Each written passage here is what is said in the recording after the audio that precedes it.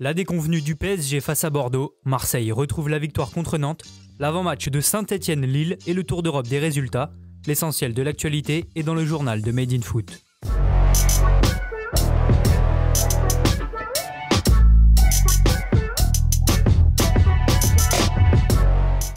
Nouvelle contre-performance pour Paris. Tenu en échec par Bordeaux 2 buts partout au Parc des Princes, le club de la capitale ne s'est pas rassuré avant son déplacement à Manchester United. Rapidement mené après un but contre son camp du jeune Pembele sur corner, les Parisiens vont pourtant montrer un visage séduisant en première période. Après avoir buté de nombreuses fois sur Costil, les hommes de Tourelle vont trouver la faille sur penalty. Après une perte de balle de Ben Arfa aux abords de sa surface, Neymar pénètre avant d'être déséquilibré par Otavio. Le numéro 10 parisien se charge lui-même de la sentence pour remettre Paris à égalité. Mais Neymar ne s'arrête pas là.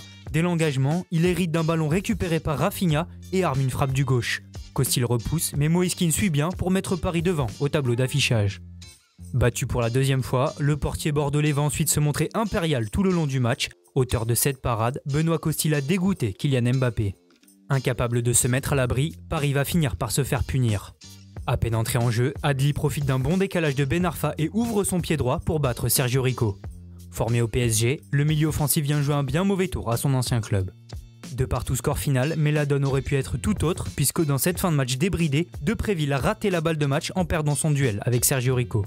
Ce match nul demeure un bon résultat pour les Girondins, beaucoup moins pour les Parisiens à 4 jours du déplacement à Old Trafford. Inquiétant en seconde période, le Paris Saint-Germain reste premier mais pourrait être rejoint par Lille ce soir.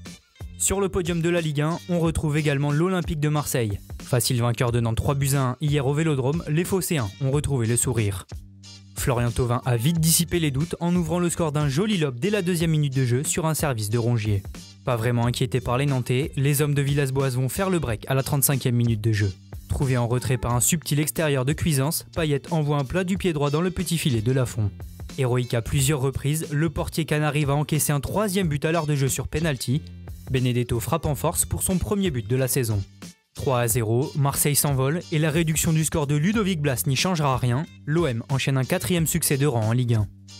La 12e journée se poursuit ce dimanche avec 7 matchs à l'affiche. Invaincu depuis 8 rencontres, Lyon voudra poursuivre sa série face à Reims. En forme aussi, Monaco recevra Nîmes à 15h. À suivre également Lens-Angers, Lorient-Montpellier, Metz-Brest et Nice-Dijon. Enfin en clôture, Saint-Etienne accueillera Lille dans le Chaudron pour un choc des extrêmes. 16e au classement, les Verts abordent ce match avec la volonté d'enrayer leur série de 7 défaites consécutives.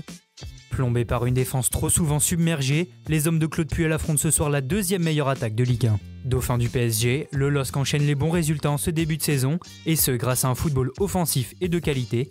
Pour son retour à Geoffroy Guichard, Galtier devra bricoler pour le poste de latéral droit, mais devrait sinon aligner son équipe type, coup d'envoi à 21h. À l'étranger, Liverpool a été accroché un but partout sur la pelouse de Brighton. Devant grâce à un but de Jota, les Reds ont craqué en fin de match sur un pénalty de Gross. Plus tard dans la journée, Manchester City a explosé Burnley 5-0 grâce à un triplé de Riyad Mahrez. Phil Foden et Benjamin Mendy ont inscrit les 2 autres buts des Sky Blues qui remontent à la 8e place. Une victoire aussi pour l'Atlético Madrid. Opposé à Valence, les Colchoneros ont dû attendre la fin du match et un but contre son camp de Lato pour l'emporter 1-0. Les coéquipiers de Joao Félix enchaînent là un 6e succès de suite et sont leader ex-aequo. Un joli coup, d'autant plus que le Real Madrid a chuté plus tard dans la soirée. Les merengues ont été surpris par un pénalty de Lucas Pérez pour Alaves à la 5e minute de jeu. Après la sortie d'Eden Hazard sur blessure, Rosselló inscrit le but du 2-0. Casemiro a sauvé l'honneur en fin de match mais n'évitera pas une nouvelle contre-performance des hommes de Zidane. En Italie aussi, les gros ont du mal. La Juventus a concédé hier soir son 5e match nul de la saison.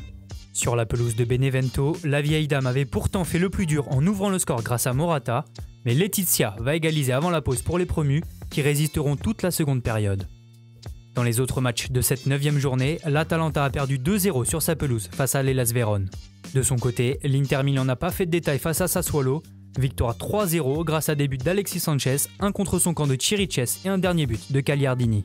Les hommes de Conte reviennent à égalité avec leur adversaire du jour et montent à la 2e place de Serie A. Enfin en Bundesliga, le leader bavarois s'est imposé 3-1 sur le terrain de Stuttgart. Coman, Lewandowski et Douglas Costa sont les buteurs munichois.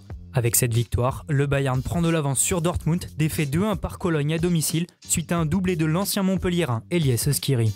Pour finir, Leipzig a dominé l'Arminia Bielefeld 2-1 grâce à un but de Christopher Nkunku. Merci à tous de nous avoir suivis, n'hésitez pas à liker, commenter et partager. On se retrouve très bientôt pour un nouveau journal.